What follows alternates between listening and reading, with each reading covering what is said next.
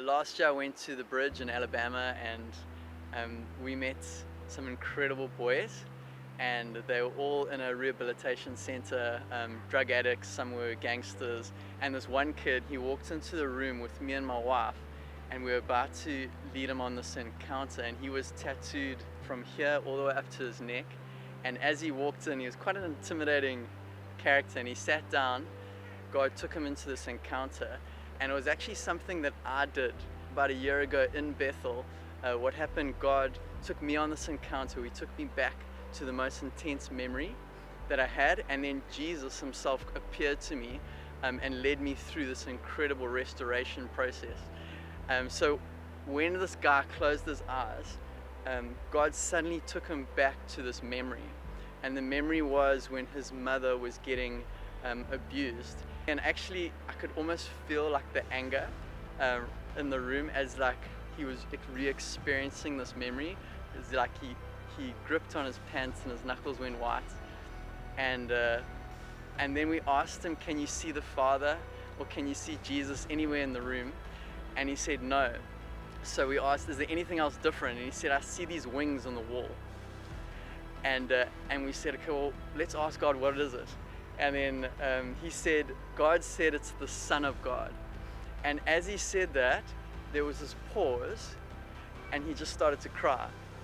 The Son of God started walking towards him, and then the Son of God started telling him who he was, telling him that it was going to be okay, telling him that his mother was going to be okay. Straight after that, God takes him into another memory. He's just done some criminal activities the night before, and he's at his friend's house, and he gets this phone call, and it's his sister telling him that his mother's just drowned and his nephew's just drowned. He remembers great rage and great anger, and it's this memory that's been haunting him and haunting him and haunting him. So God takes him into this memory. Again, you can see his knuckles clench, you see the white on his fists, and then I remember asking him, can you see anything different about the memory now?